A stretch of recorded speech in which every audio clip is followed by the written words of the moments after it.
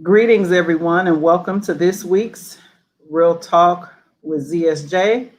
And I'm excited to welcome and have Brother Dayvon Love from Leaders of a Beautiful Struggle. And tonight we're going to talk about politics, advocacy for and on behalf and in community with Black folks.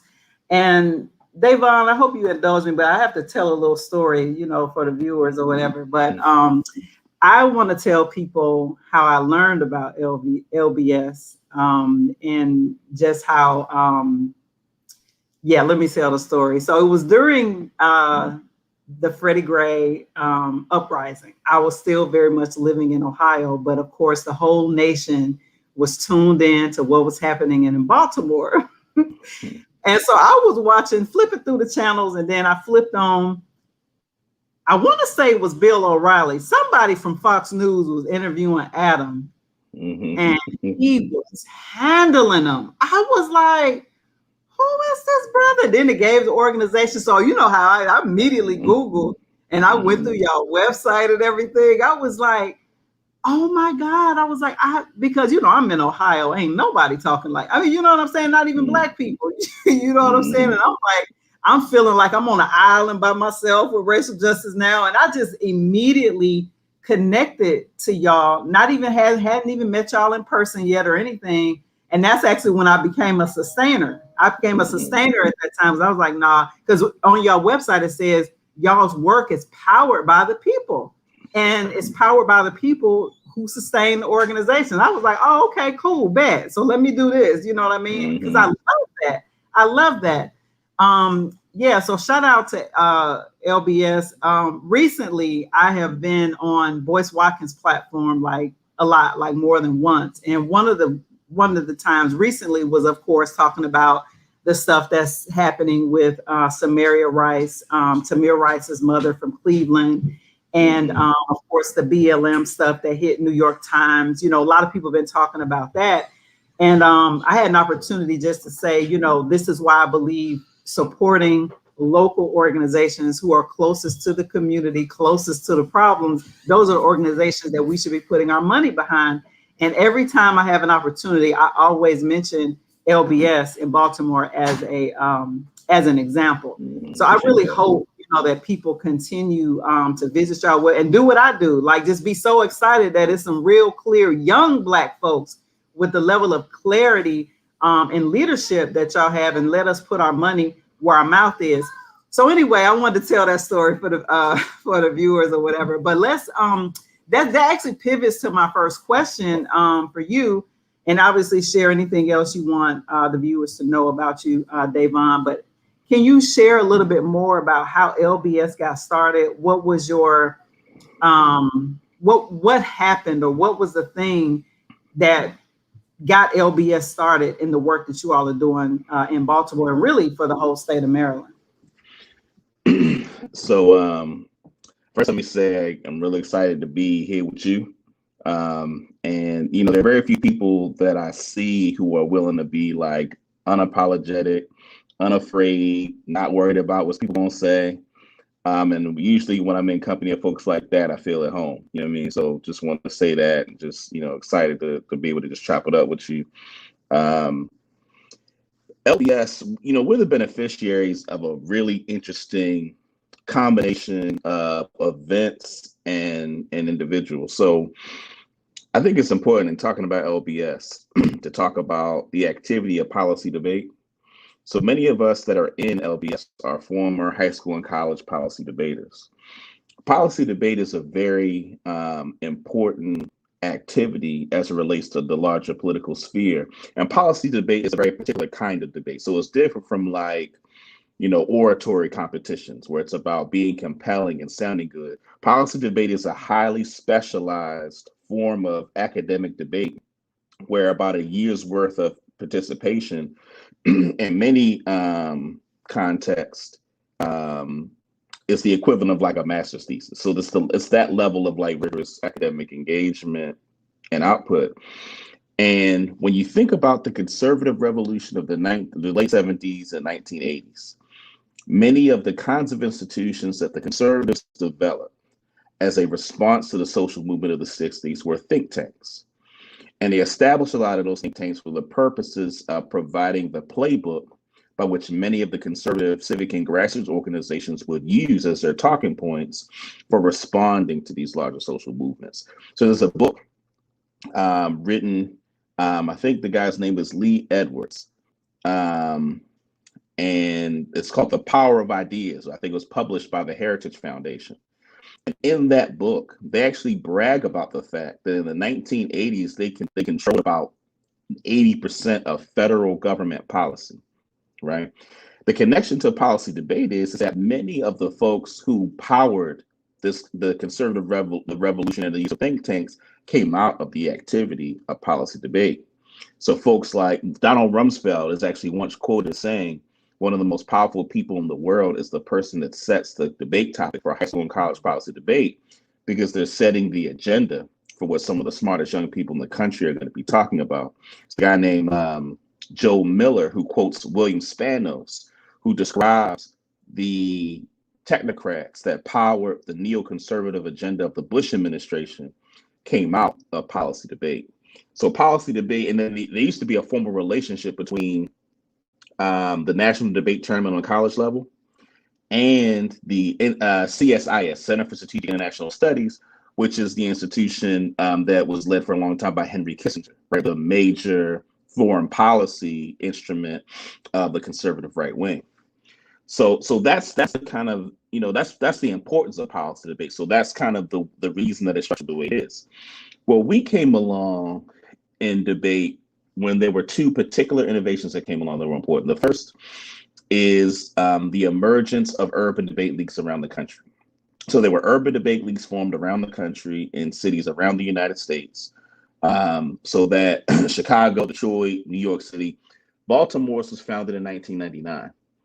And again, the idea was to give Black folks the access to policy debate. The problem was the pedagogy of the urban debate leagues were not designed to create world-class advocates and scholars out of the Black folks who were in these urban debate leagues.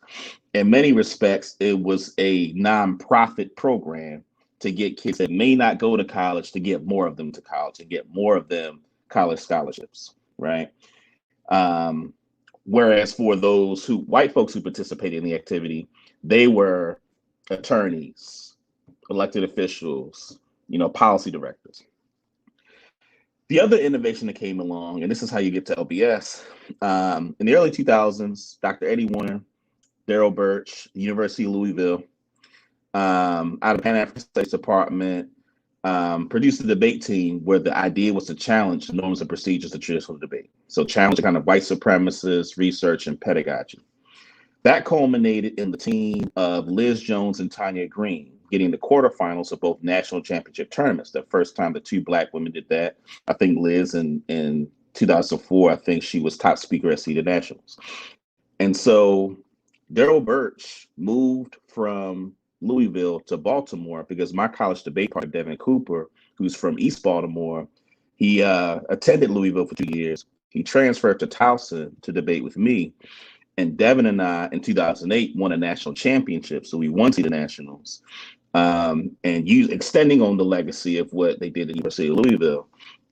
And so Daryl Birch, is a person I really attribute with, giving me kind of my fundamental intellectual foundation, studying under the likes of Jan Carew, who's someone who's a contemporary of Malcolm X, kind of a student of Pan-Africanism. And so when we were finished with debate, we wanted to essentially build an organization that would do for Black people what the think tanks in the 80s did for conservatives, to be the kind of public policy arm in terms of advocating for Black people, so that we had skills. We wanted to use those skills in service of our community. And then the last thing I'll say in terms of how we got started, and we mentioned it off air, we were really intentional not to be a nonprofit.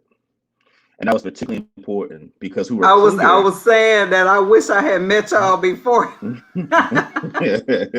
Yeah, I mean, and it was important because what we were clear about is that if we were a nonprofit, then that would be some of the strings that would be used to try to control our advocacy and limit our advocacy. It will limit our ability to be explicitly political. And so it was hard in the beginning. But what's been good is we've developed a business model that allows us to sustain ourselves while being able to be unapologetically Black. Like the things that LBS is able to say, we're only able to say it because, a big chunk of what sustains us are people in the community to give us money monthly. And we've just been committed to that because for us, that's really where power is. That's exactly where the power is. And every time I talk to one of y'all, I'm always learning something. Lawrence, Adam, I always learn something. I appreciate you sharing, how LBS got started, and just because I knew you were like a world-class debater, because I've seen you share about that over the years and everything, but I had no idea it was connected to the LBS story until you just shared it. I have a deep amount of respect for just the way that you all move. And I say all the time, like to Hashem and Carolyn, the folks that we, are organizing with here in Montgomery County. I was like, when it comes to like state level stuff, I usually kind of like just follow the lead of LBS, like the stuff at the State House, and a lot of like this year is probably the most that I've ever done as far as like statewide advocacy. And it has been a doozy because, my experience is with a Republican controlled legislature. So you have to obviously move different. And that work, of course, was my work in Ohio. And now that I'm in Maryland, in this super air quote liberal, air quote progressive county, and Maryland having a super majority of Democrats in the legislature, it's been very interesting to see how Black folks' issues still don't effing move. It's like, the issues that we care about, people are like, oh yeah, just bring the SROs back next year. Yeah, we'll get it done next year. Or maybe we'll get it done 3 years from now. Oh, okay, that's how they do it here. Okay. And I'll share about some experiences in Montgomery County at another time. But it's just been really interesting seeing how liberals move. And I know you specifically have written about this, right? You have written, I need to plug your book, Worse Than Trump. Everybody, please grab Worse Than Trump. You wrote that during the Trump administration. And I know people weren't trying to hear you because we got to get Trump out of office.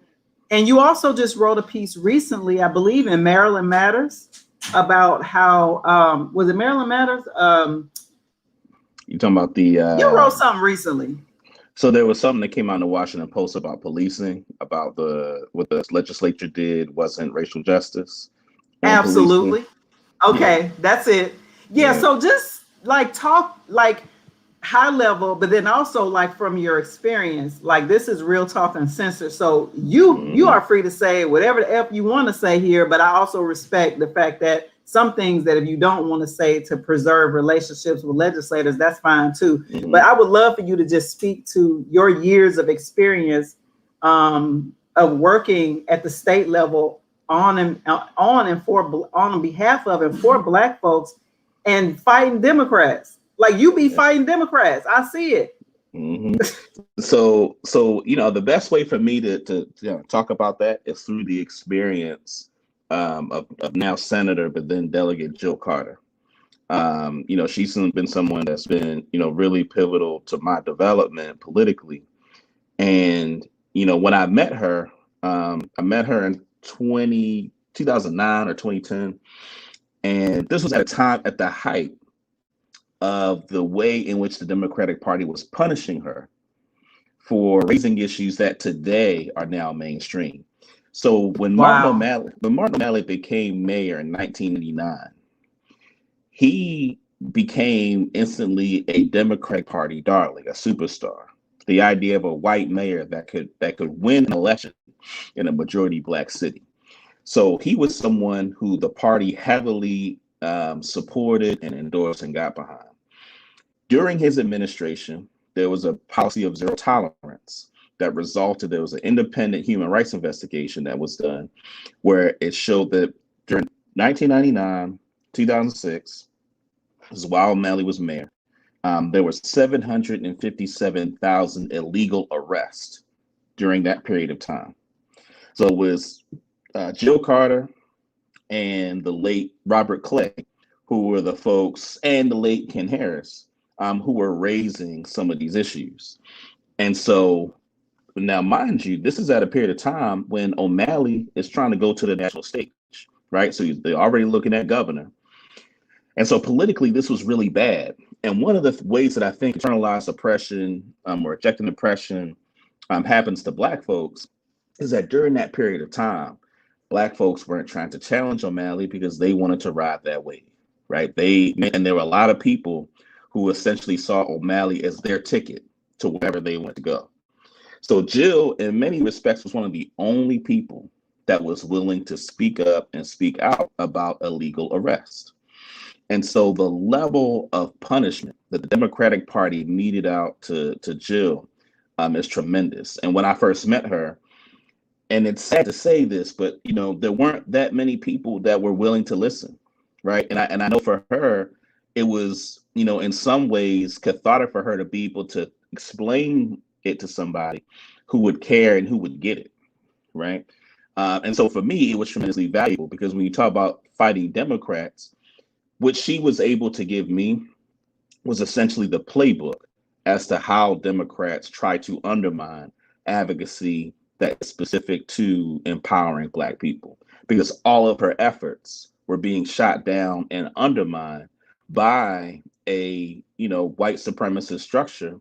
Well, unfortunately, there were a lot of Black folks that were complicit in attempting to undermine her, over a long period of time.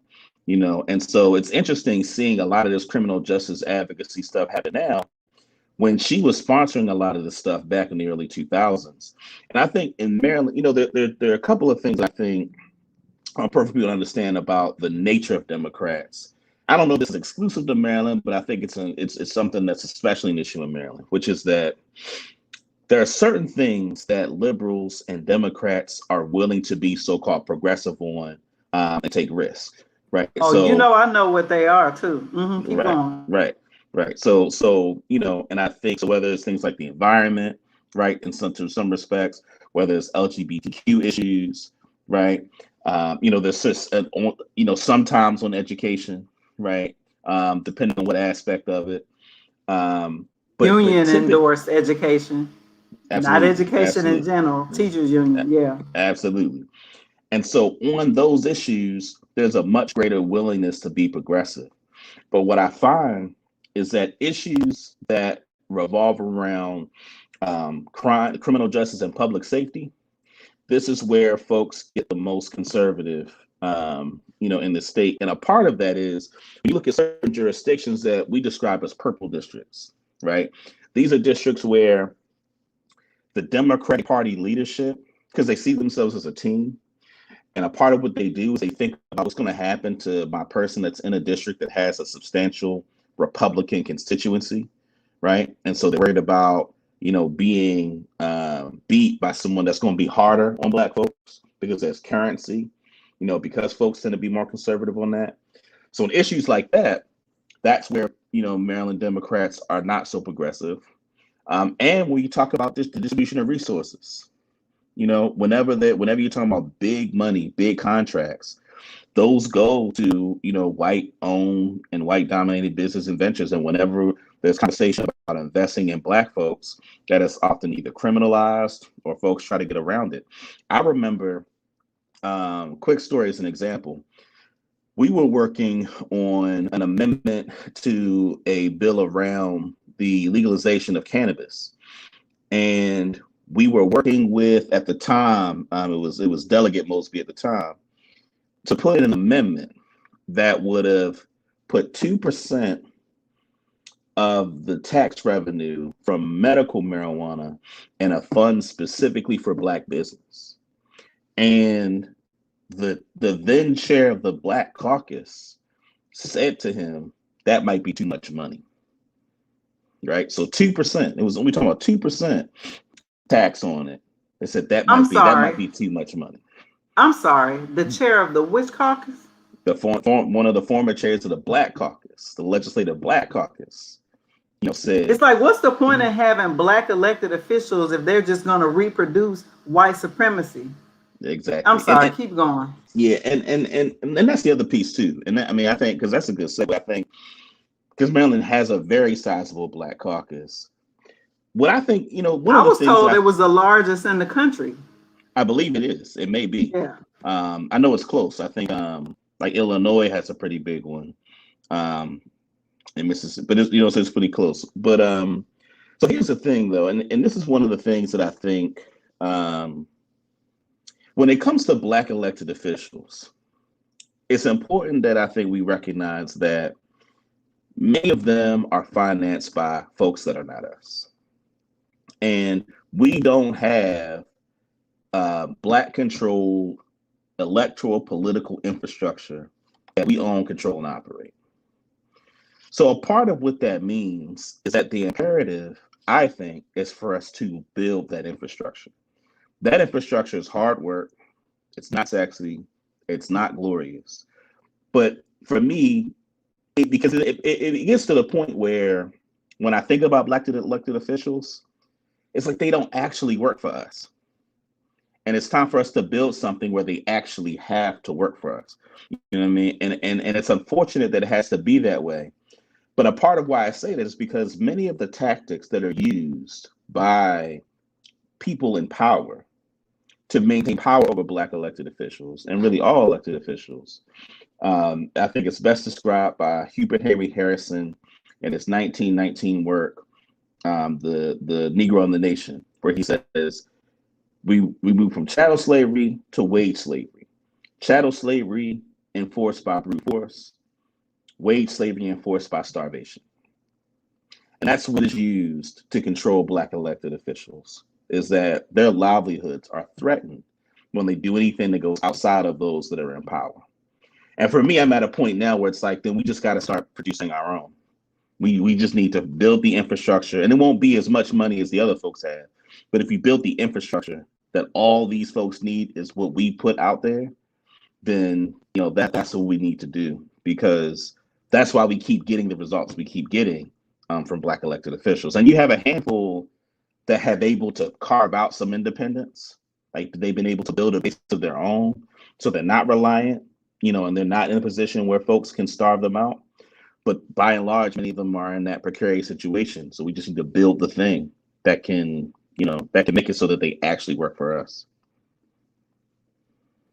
Yeah, so that's been like the magic bullet, right? And I think about this because I mean, Black folks are pretty concentrated in certain areas, even in Ohio. And you can have all Black districts because of the way that the Republicans drew some of the maps. You know what I mean? I mean, the voting maps or whatever. Like West Dayton, for example, which is Ohio House District 40, all Black. And I used to just be confused why that Black elected official couldn't do what he needed to do on behalf of the people in his district, because you ain't got but what, maybe 1% of white folks in your district, if that. You know what I mean? And I get what you're saying in terms of who controls them, who funds their campaign and things like that. But I've also thought about it even though who funds their campaign and all of that is also an issue of, there's some things I feel like should be a non-negotiable for us as a community, as a collective.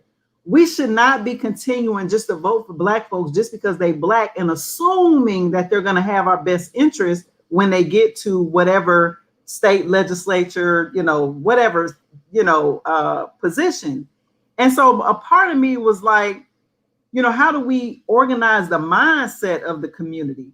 You know what I mean? Because I feel like even without the money, because I feel like that's a whole nother conversation. I mean, you got the racial wealth gap. We know, the money issue is huge. And we know the reasons for that is systemic as well. But I was trying to figure out a way around the money, because I know that there have been instances where Black folks have had collectively some mindset shifts where I'm thinking about folks in the past, like Harold Washington. You may know of local Baltimore people. I know y'all lift up Walter Carter. I'd like to know more about him, which is Jill's dad. And I know that there were at times Black folks who were even elected in Congress that really did do work for Black folks. When did that change? Mm-hmm. So here's what I think happened. Let's take somebody, for instance. Let me start with this. One of the things that I think a lot of folks have not ever heard about or experienced was the ability for someone to make a phone call to kill your livelihood, right? And that's the thing that I think isn't talked about enough. That's important for people to be real clear about, right?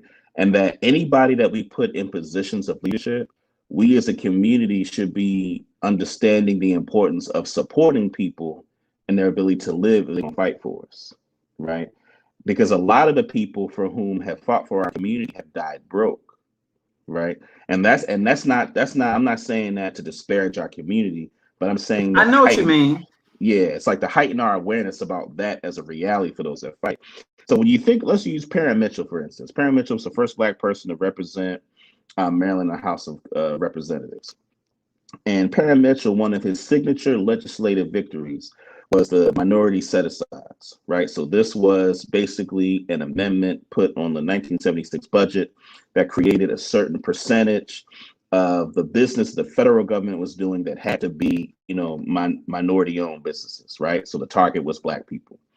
And much of the wealth that Black people have been able to get, to the extent that Black folks have been able to get any, much of that is owed to the work that Parent Mitchell did. Parent Mitchell wasn't a particularly out there somebody who was very visible. He was one of the co-founders of the Congressional Black Caucus. But that was a really crucial thing that happened. And a big part of his support were Black business owners in Baltimore. It's interesting because I had someone old head tell me a story, who knew Congressman Mitchell. And he said to me, he said, we used to have conversations with Parent. He said, because, he was a socialist. And he said, we used to tell him yeah, but who's going to pay for your campaign? Come So, on. so, I was so just getting ready to ask you a question about that because I see the brother Geechee Yah is in the comments, and I'm definitely going to come back to that because that's interesting because we shit on people that say, well, we need to have Black businesses or we need to have our own. You know what I mean? That's actually happening now because of Roland Martin interviewing this young brother down in Georgia who started a school and, kind of just kept going at him and everything. And the young brother kind of held his own. I don't know if you saw that. His name is King somebody. But I'm so glad you brought that up because as soon as somebody say we need to support Black businesses or start Black businesses or have this and have that, then comes the people who say, you know what I mean? But I think that's interesting that historically, that's how we were able to control our lawmakers. Right. And so it's interesting because in that story, the kind of moral of the story from the brother who told me the story was socialism, we was cool with it, you know what I'm saying? But he was able to do all that stuff because we made sure he was good. And it's interesting because I actually had someone else who was actually close to Parent Mitchell tell me a story about the fact that he was his driver and he was going to this meeting with a bunch of wealthy white money folks that he knew he was going to have to tell them, I'm not supporting your stuff because it's bad for my community. And he said, Parent was stressed about it on the way down. He went into the meeting. He said he knew that they probably weren't going to invest in his campaign. And, when he left, he held to his principles. You know what I'm saying? He was, he was, continue to do what he was going to do. And the person who relayed that story to me, his point was that lots of times people talk abstractly about what it means to sit in front of powerful people and tell them you're not going to do something. You know what I'm saying? And it's only with that base of Black people that support him financially and otherwise that he's able to go into rooms like that and say, no, I'm not going to do it. You know what I mean? And I think, and that sounds really simple, I think, to people, but I would argue that in terms of politics, that's the game. The game is what is your ability to go into a room of powerful people and they can't kill your money, your livelihood, and they can't do anything to you. You know what I'm saying? And being able to build a base strong enough that is powerful enough that they have to contend with it. Like for me, that's really, the game of politics. But again, that's not something that I think gets talked a lot about in terms of what it takes to actually build that base to have that impact.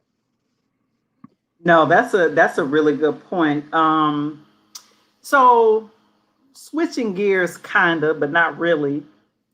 Um, I guess bringing it up to today's what's happening now kind of thing. This has been crossover week, right, in the Maryland General Assembly.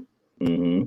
And so I know that you have been on the front lines, your organization really pushing for this comprehensive police accountability.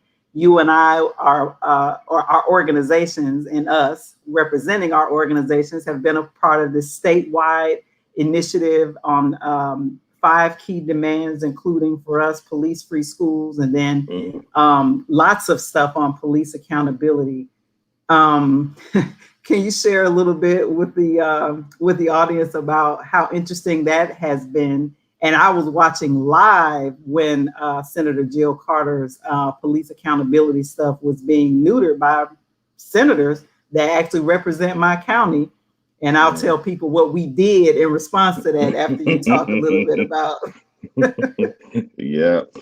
So, when you look at the advocacy in the Black radical tradition as to police abuse and brutality, the primary question that comes up is around community control. So for us, the first question is, how do we get community control? And all roads, when we looked at what it took to do that, all roads led back to the Law Enforcement Officers' Bill of Rights, because the Maryland has a statute on the books codified in 1974. The Maryland Law Enforcement Officers' Bill of Rights, it gives police officers all of these protections. And part of what it does is it structures the entire disciplinary process in such a way that police control it from soup to nuts. And so that was one of the things that we worked on getting, repealed. But it also needed to be replaced with something, because the LEOBR is written as a labor agreement and statute. So what we needed to do, because just repealing it would allow fraternal orders of police to negotiate contracts in more remote parts of the state that could be more draconian and would be worse than what's in the state statute now. So we need to replace it with something that created a floor for disciplinary process that they couldn't go below, but that would allow for community control. And so what you're referring to, so we actually worked with Chairman Will Smith and the committee staff and crafting Senate Bill 627, which for us was the ideal piece of legislation for Law Enforcement Officer Bill of Rights for repeal and to put something in its place. And one of the key parts of the bill was that it would allow jurisdictions to create oversight entities with power to investigate, adjudicate, and impose discipline on police officers who are alleged to engage in misconduct. And unfortunately, what ended up happening was that the bill was watered down, with Republicans leading the way, but Democrats allowing it to happen. And you mentioned one of the people who was a big part of that, particularly the community oversight piece, is Senator Jeff Wallstrecker. Oh my God. Who represents, I think, the 18th legislative district in Maryland, who likes to fashion himself as, a progressive. That's a county that likes to fashion itself as a very progressive county. And even his rationale for voting to gut the community oversight aspect of the bill, it's not reason to have not voted for it. It may have been reason to try to figure out ways to, make it more consistent, right, or clear up the issues that he says he has with it, but to gut the community oversight portion in the bill. And this is one of the ways that progressives are particularly dangerous, right? Because one of the things that I did, and this ties in, I think it's an important kind of lesson for folks. Back in December, I got an email from his office. Now, I've been doing work in Annapolis since 2012. And so, I've seen him, but he's, never had a conversation with him. And so, got an email from his office with a certificate of citation of congratulations for being selected to be on Brandon Scott's, the current mayor's transition team. I saw you post about that. which was strange to me because I'd never talked to him. He's been around when Bobby Zirkin, the former chair, called us the criminal lobby, right? So he never struck me as someone that even really knew I existed, you know what I mean, which wasn't a big deal to me. So it's interesting that he sent that certificate. And the reason I bring that up is because one of the problems we have in Maryland and one of the problems we have on policing is that we have, a legislature that wants to look very progressive. And the Democratic Party in Maryland has mastered the tactic of appearing to be progressive on racial justice issues while doing the least possible to shift the power dynamic that would actually impact the lives of Black people. And so for me, I mentioned that certificate because I think for him, like, that's something that he would probably in other contexts say, oh yeah, Dayvon Love, LBS, I gave him a citation. I think they're great. But then over here, vote against community oversight. And I just think, as from a political perspective, we have to kill people's ability to hustle off of the notion of racial justice while acting contrary to that in their official capacities. And so really community oversight is something that we've had the biggest trouble with. Because I think for some people, as a Harford County senator that it's a kangaroo court. As a kangaroo court, right?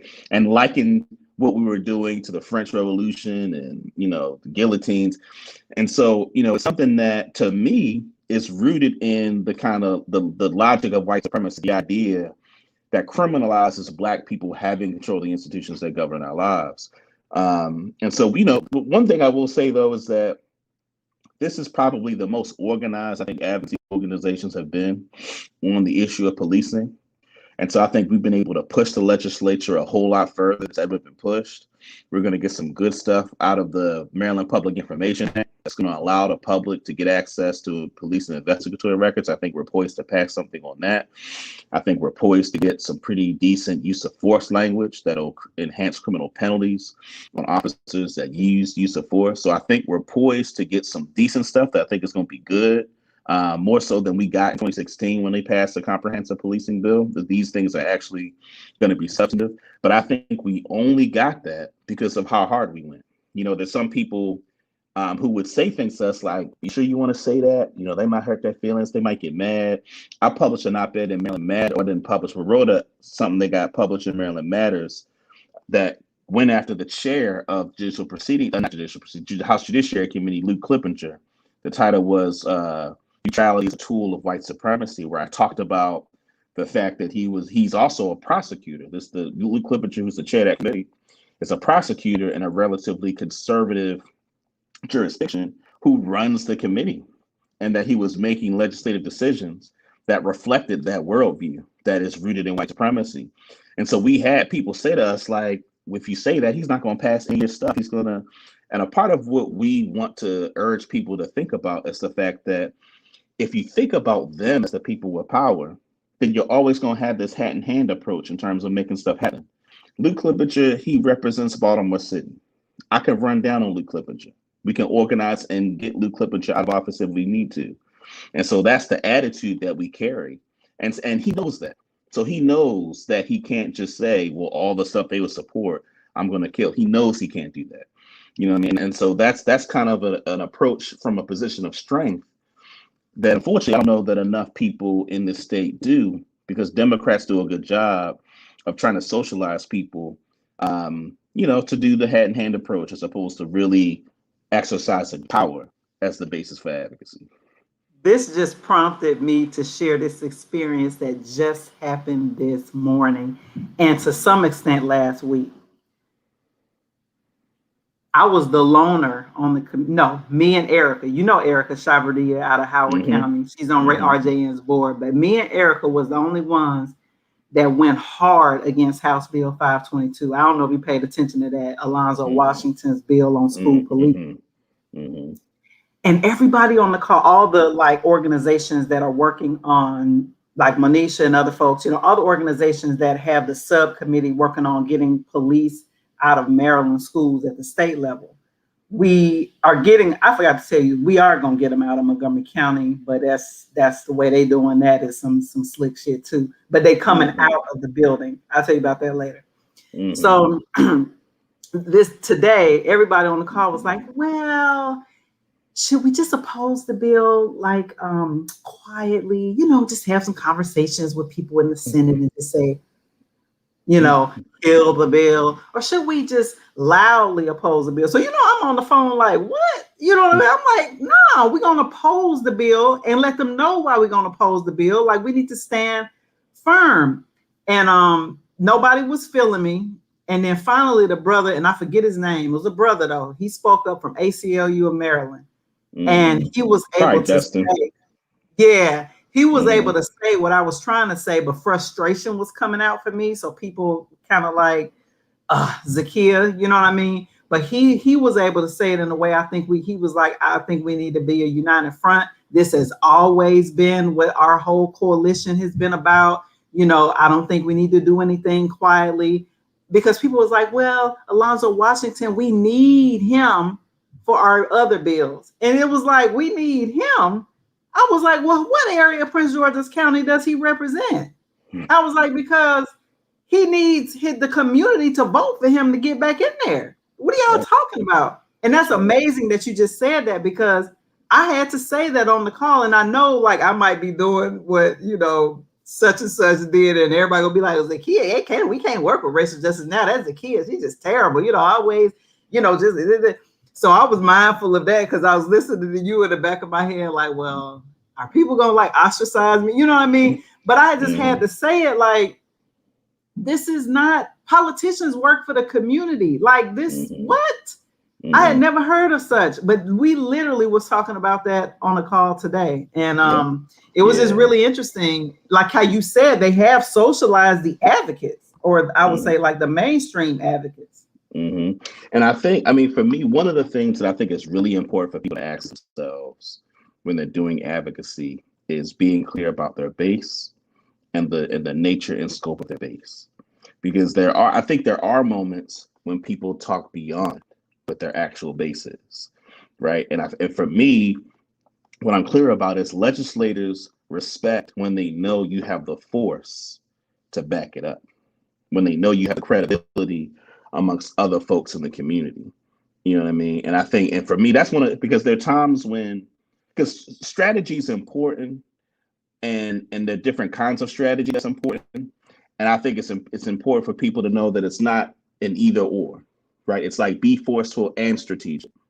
And a part of that strategic, for me at least, is people have to be self-aware about the nature of what and who their base is and what power their base has in order to make things happen. So I'll give you an example. One of the things that I've done ever since I started doing work in Annapolis, I've made it a point to build relationships with Black elected officials, regardless of their ideology, right? Make it a point to build relationships with Black legislators. Because what I know is that, and be a consistent presence in the Black caucus, because what I know is that many of the networks that LBS are activated in are networks that many of the Black elected officials are also going to be activated in. And there's a way in which that changes how they interact with me, that gives me leverage that can then be used in other contexts, right? So there are ways, for instance, that it's incentive. If there's an incentive for a Black legislator to say, oh, we work with LBS to do something good, right? We work with LBS to, try to move the committee chair to do something that they weren't otherwise going to do, right? And so it's a way to be, but it's because we're conscious of all the years of base building. We know, like I know that I can go after, Chairman Clippinger because of years of building a base that I can make good on the promise. You know what I'm saying? Like I can make good on it. And it's not just me, right? There's a part of even why I wrote it is because there were lots of other people that were complaining about similar things. So it actually served a purpose for a lot of people. So there were bills that I think got passed because he needed to not look like the person I said he was, right?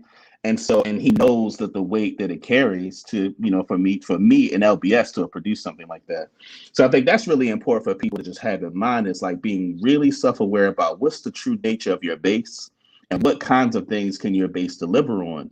Because based on that, there are times where people probably should pull back. I do think sometimes people underestimate their power. But again, I think it is important for people to be real aware of what their actual base is and what its capacity is.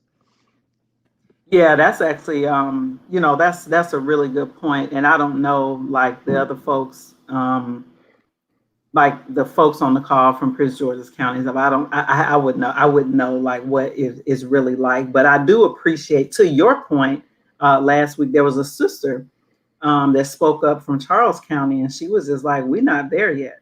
And so that's to your point, like, even the Black folks in Charles County aren't there yet on the police-free schools, and that they actually would appreciate any little help they can get from this House Bill 522 until they can move locally, or get the folks locally on board. So that's a really, really good point, that you make. And, Montgomery County is interesting because, there's a lot of different groups, that kind of been pushing here even before we got here and stuff like that. But nobody was really focused on schools in the same way that's our secret sauce. That's what we do, even in Ohio, And so now, thankfully, all of those other groups have been doing like the progressive work.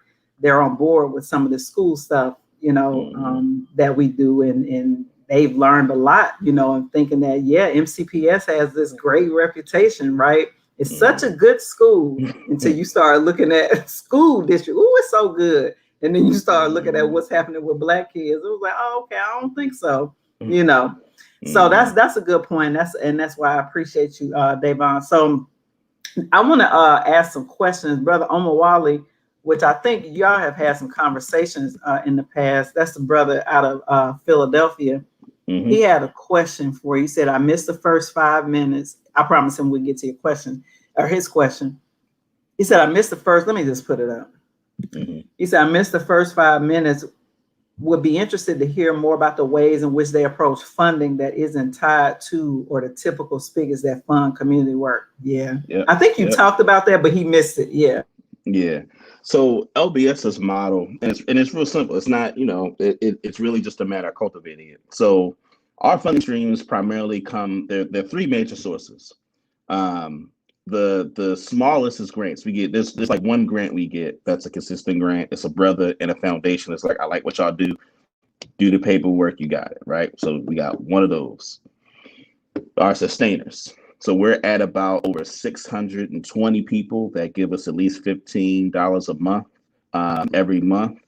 And so that's the kind of right now the second biggest contributor. And then the other is fee for service. And this is a place where I think there's a deeply psychological and financial element to this. And what I mean by that is Black people give away a lot of labor for way under what it's valued, right? And there are lots of people getting paid lots of money to do stuff that we should be doing, particularly when we talk about the public sector, right? So whether it's like in the fields of education, there are all these people that do public professional developments. And as I mentioned, my background in debate, not only did I do debate, but I was a debate coach for several years. I taught high school for a few years, and in our tenure, we actually, LBS used to have a debate camp called the 80 Conway Liberation Institute, where we trained debaters. I remember that. I do remember the debate camp. That was amazing. Yep. And so we've trained people that ended up being national champions, nationally competitively successful. And so the fee for service part, I think, is big because it's one of those things where when we think about how to service our community, there are a variety of opportunities in the public sector. I mean, in the private sector too, you got to be careful of making sure that you do things that align with your principles. And LBS is really clear that we only do stuff that aligns with our principles. But there's a lot of opportunities, particularly in the public sector, to do work for our community, right? So, for instance, there are times I've had, middle school principals say, hey, come do some workshops for our teachers so that they are better able to help with leadership development and youth development of the students in their care, right? And that's stuff they pay for. And so So those are our three funding sources, and we're right now hitting a level of sustainability. We're still growing and still developing other ways of generating revenue. We actually have New Timbuktu. You'll see this promoted in April. Our New Timbuktu seminar series. Right now, we have two tracks where Sister Shauna Murray Brown teaches liberatory approaches to mental health, and I do an African-centered approaches to advocacy. And so it's one of those things that people can pay for. So if you work for a nonprofit or some major entity, usually there's money in people's budgets for professional development. And this summer will be our third summer doing it. And, each summer we've had at least 20 people in each class, folks who paid for it, because people have budgets where people pay for it. And we've had really good reviews of people who've taken. Matter of fact, it's interesting, Yannette was in my first, Yannette Emmanuel at the ACLU, she was in my first, the first cohort of the African-centered approaches to advocacy. She'll tell you it was really helpful for her. So we've had rave reviews from people that have been through it. High quality, experience, something that folks pay for, and another stream of revenue that allows us to be, sustainable. So we think about ways that we can use our skills and use those as potential revenue streams. And one of the things that's interesting is that, and you kind of alluded to this, when people talk about Black business or, making money, I think sometimes folks with our political sensibility are discouraged from thinking about making money. And I think that's a huge mistake. It's a huge mistake. Huge mistake, Huge. because in principle, of course, we're anti-capitalist. Capitalism is a system that's decadent and not sustainable. In the society we live in, we have to have creative ways of making money that are not exploitive. You know what I mean? And I think that's the piece, that we're clear that none of the money we make is made in an exploitative way, right? That it affirms our value in terms of the worth of our labor. We're able to do business in a way that allows us to do our work without compromise. And that's what I love. I'm so glad y'all bringing back that African-centered advocacy. I don't know what happened last year, but I saw it advertised, and I think I just forgot. But all the RJN staff getting trained on this year. So yeah, we definitely paying for that for the staff. And I believe Carolyn would really appreciate that. I'm myself coming because I need to know y'all secret sauce. And I'm sure Hashem, will attend as well. So yeah, we'll definitely be paying for that. I just need to make sure I do it, because if I think y'all was advertising it. It was like on Facebook, and I was like, oh man, yeah, definitely. And then I forgot. You know what I mean? So I just got to make sure I follow through this time. Yeah. No, that's dope. So the brother on the wall, let's see, he got one more question, and let me just put that up. He said, I'd be interested in hearing his opinion on ways our people can build power by delinking from the electoral politics in this country. So I think about, my mind, I use a lot of sports analogies. So there's offense and defense, right? Defense is building our own stuff. So having, entities outside the United States that are ours, that we own, having things within the United States that are insular, that are just us, food systems of education and socialization, systems of defense and offense if necessary. So, all these different systems that we create that are our own, right? And having a way to sustain it. Then there's offense. I consider electoral politics offense.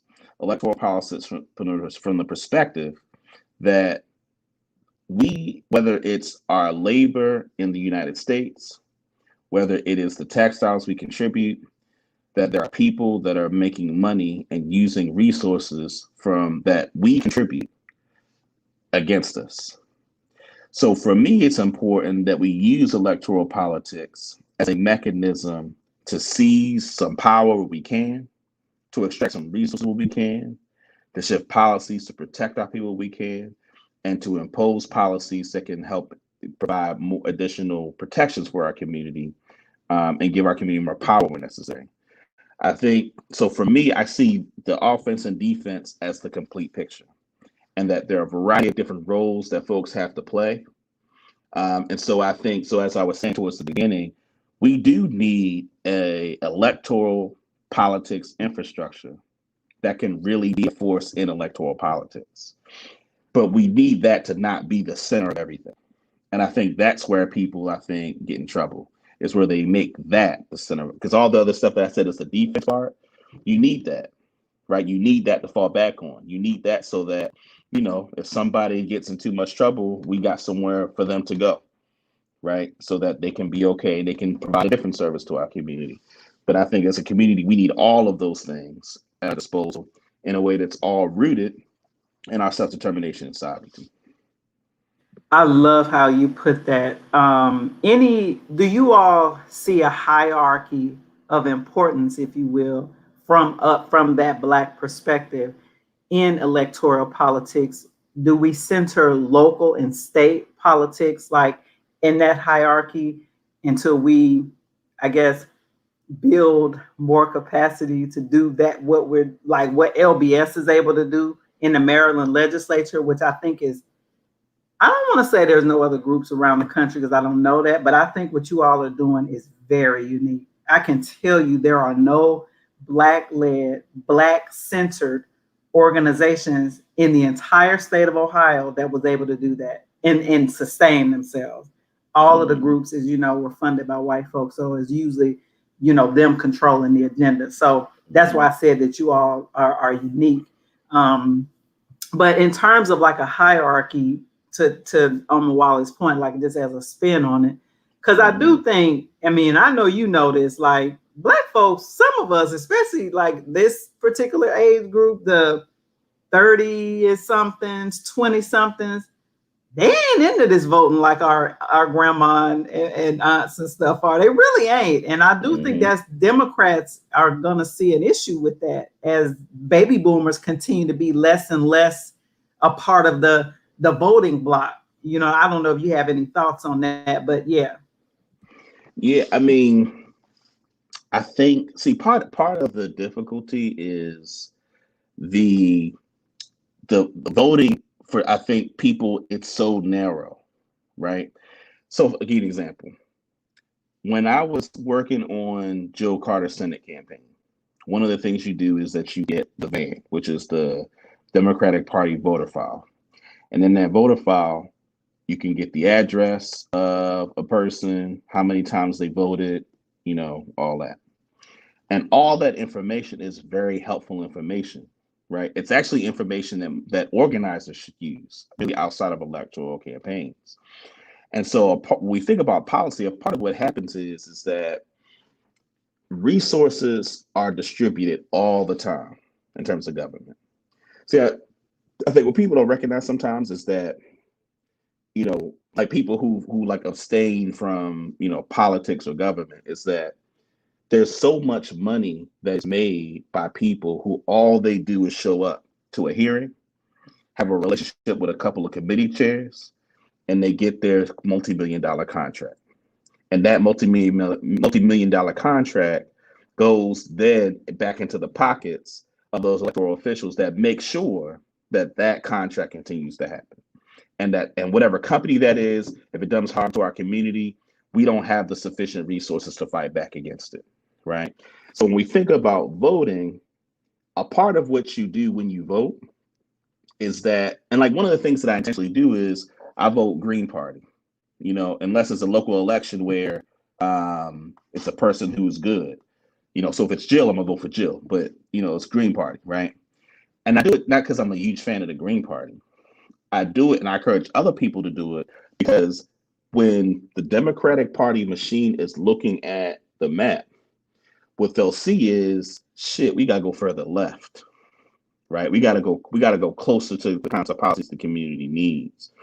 And so when we think about voting, I think sometimes we think of it purely in terms of like the individual personalities running for office, but you gotta think about like all the other things that people look at and use like people's vote for, right? And so once they see certain trends, they then shift in terms of policy, because for them, that's what they think it takes to win those elections. And that's what they think it takes to create a base when people want to go higher. So it's just, for me, and again, it's so complex, but it's one of those things that there is power in it if we harness it correctly. I do blame many of the traditional civil rights organizations for not doing a good job of explaining all this to people and just telling people vote because our ancestors died for it. Because the problem, That's it. yeah, because the problem is, and what they won't say is they want you to vote because it makes them money and it gets them career opportunities. That's what they don't say. And that's what people intuitively think because, that's all the message is. But if they were to explain all of the things that would be helped if people did vote and how to vote and why to vote, even if you don't vote for a candidate, but you just vote for ballot issues, right? There are ballot issues on there. That's like bonds for, black institutions, right? So, Arena Play in Baltimore, if there's a ballot issue that's going to give that, black artistic institution $1 million to build, a new facility, even if you don't vote for candidates, vote to make sure those institutions. So I think those are the kind of more concrete things that if people do that and have a purpose for it and they're talked to about voting in a way that it's bigger than just the candidates, I think people will see more usefulness of that.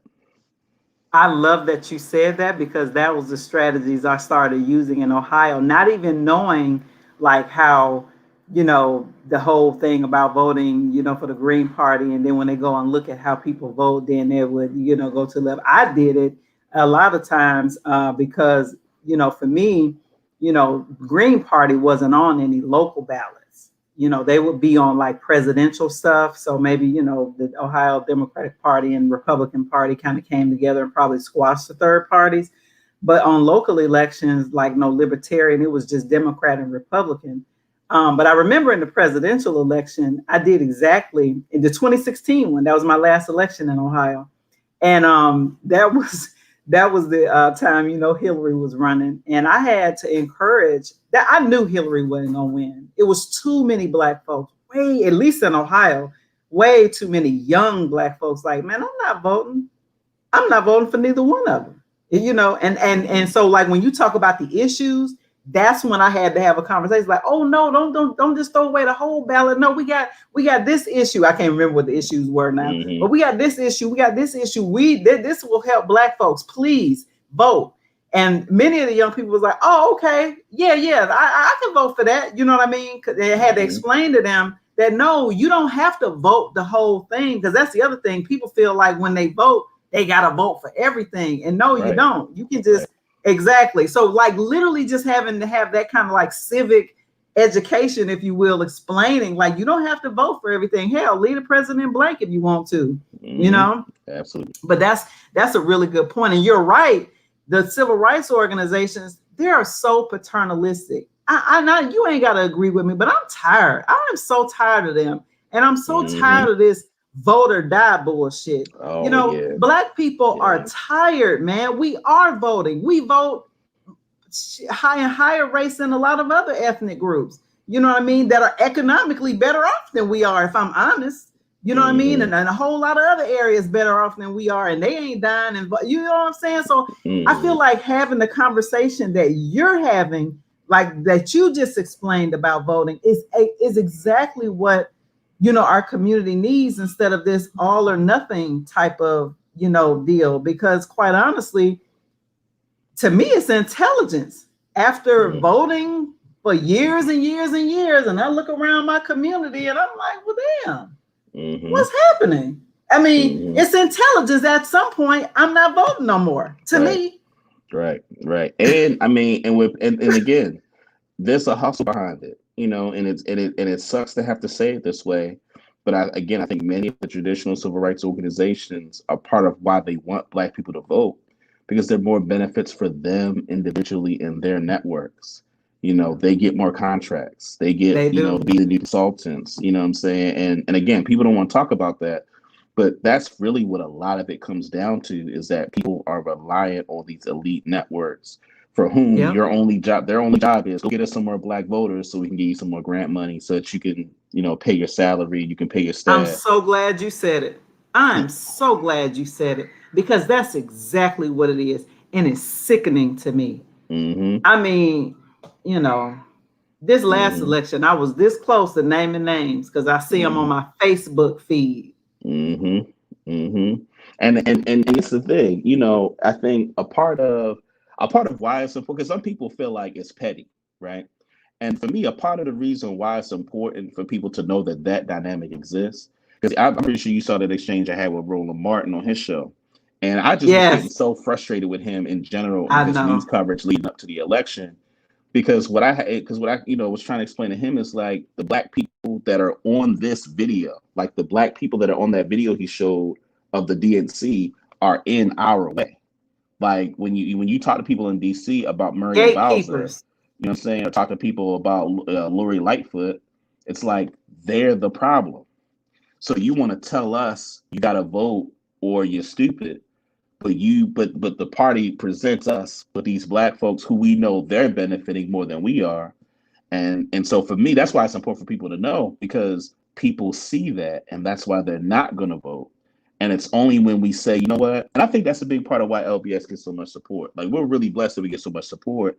And a big part of that is because we tell people exactly how it is. Like, so and so's in our way. We're trying to go get this thing done, and so is in our way.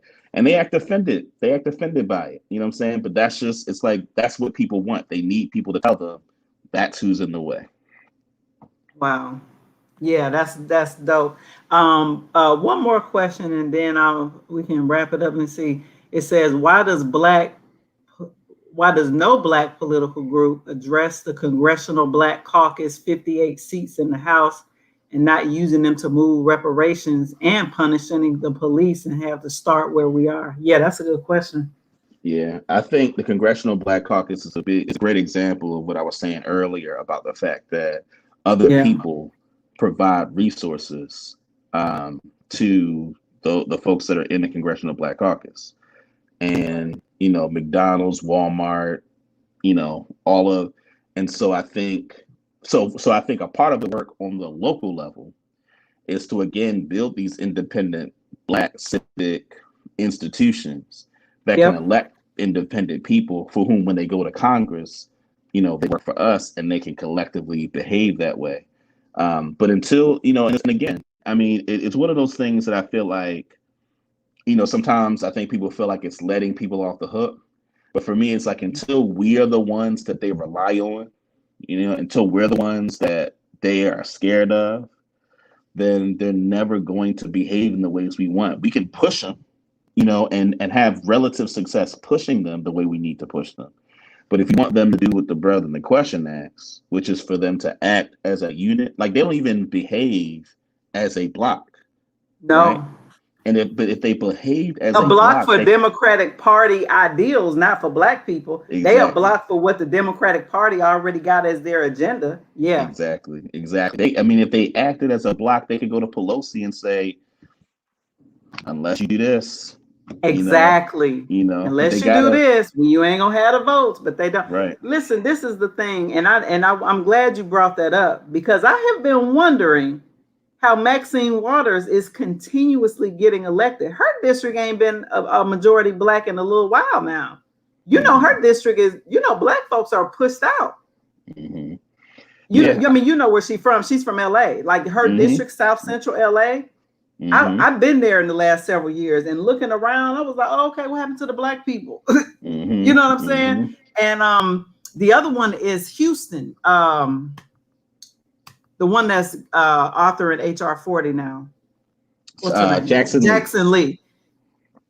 Her district is it like the black majority numbers in these places where the Congressional Black Caucus is because of gentrification. Like their numbers are dwindling. Like if you Yep. notice, what's his name? A black person didn't replace his district when he left. I can't think of his name right now. But anyway, I'm like, okay, there must be some kind of deal that somebody that made that Democratic Party still putting money behind, Maxine Waters and these other folks where black folks are not the majority anymore. Yeah, here's what I think is happening, and this is this is probably a whole nother thing that we should do at some point. Yeah. The gentrification that's happening in cities around the United States. Usually, the kind of demographic that comes with them are like your hipster, Yep. nonprofit professionals, the kind of like woke elite, and they style themselves as being progressive. So I imagine those are folks that probably would continue to support Maxine Waters or consider Sheila Jackson Lee because it makes them look like they're for racial justice. I do think Wow. it's going to continue to be an issue, though, once you think about electing new people, because I think there is, and I wrote about this in a piece from a few months ago, Cracker Democracy, the emergence of the progressive mainstream, where we're going to enter a moment where certain kinds of progressive policies will emerge, Medicare for all, the Green New Deal, stuff like that. But the problem is that when it comes to things about independent Black institution formation, Black Yeah. wealth creation, building independent Black infrastructure, dealing with things that are particular to Black people, I think it's going to create a situation where Black folks are going to be forced to, in this arrangement, you're going to have Black folks that are going to be the poster child for these white progressive institutions. They want Black people to stick to the progressive line and not break from it. And in Maryland, just having experience in Maryland, that's the problem that we're having. You know what I'm saying? Right. It's that group has a lot of control over, some folks who call themselves progressive. So I think that's what that dynamic is. I think folks like Maxine Waters and Sheila Jackson Lee are, they're probably going to be fine for the direction of their career because of their name. But I would think that what's going to come after them are either going to be some non-Black progressive person Yeah. that's more of the progressive kind of, or a Black person that's going to be someone socialized in those networks that may not necessarily be accountable to the larger Black community. Yeah. I was on Instagram yesterday, and Compton, which we know was show enough Black for many years, I saw the mayor, who was currently a Black woman, endorsing her successor, and it looks like a Latino brother, a white passing Latino brother. And I said, yeah, there it is. Yep, It's happening. yep, yep. And at some point I feel like we can talk about this too, in terms of like um some of the issues and anti-Blackness and some non-Black people of color and things like that. That's something that, Mm-hmm. especially the whole progressive wing, they don't do a good job at all of like seeing that, you know what I mean, or even discussing it. It's like, and I've seen that come up recently, and I actually want to get your thoughts on this, and then we'll wrap. But I saw that New York, they're putting plainclothes police officers on the street to combat anti-Asian hate. And I saw Black Wow. people question, right? Wow, right? Mm-hmm. Then I saw another group said, I forget what the other city was, but I said, Black folks really getting ready to catch hell. Like, as soon as we make a move on trying to de-police and hold the police accountable, here comes something else. And to me, time is of the essence for us to have some conversations with our Asian brothers and sisters, because if they're gonna use law enforcement against us, that's a non-negotiable in my book. Right. You know what I'm saying? Right. And and I mean, just as a Black woman, I have some experience, and I've talked about it recently when folks have tried to shut Black. Matter of fact, I was supposed to be quoted in the NMPA. I was interviewed by them about this issue about Black people who have been speaking up online saying, no, there's how y'all gonna ask us for solidarity? Y'all always abusing our women in the nail salons, and y'all always in the hair stores and stuff like that. And that's actually not like, oh, shut up, you making up stuff. Like, that's really a thing. A lot of the, especially the hair stores, they operate in majority Black communities. Mm-hmm. You know what I mean? And a lot of anti-Blackness, and we've seen the videos and things like that. So there are going to have to be some intentional, like, immediate conversations if there are any progressive Asian groups. Like, yeah. And I mean, just, here in Montgomery County, it was Asian parents that sued when MCPS was trying to make the gifted and education programs more accessible for Black and brown students. Oh, wow. I didn't know that. Yeah, that happened. Like, that happened maybe like a year ago. Wow. So there's a lot there, and it's very concerning. When I saw that about the NYPD, I said, here we go.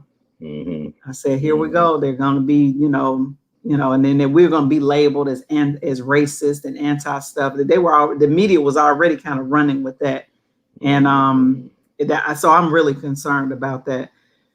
Anyway, Dayvon, this has been great. Definitely want to have you back. Definitely looking forward to continuing the building with you and LBS as we push this Maryland work forward and try to do the best we can to make these people accountable to Black people, especially since Black people, like the numbers here are so large. I think Black people make up like 13% of Ohio's population. What is it here? 30. Yeah, that's crazy. We got 30% of y'all. Oh no, yeah, we here to help LBS get some extra steam at the State House. Let's do it. Definitely. I appreciate you, brother. So for the listeners, same place, same time, you know, next week, make sure y'all come back. I got Dr. Boyce Watkins next week, y'all. Peace and blessings. Y'all enjoy y'all night. Peace.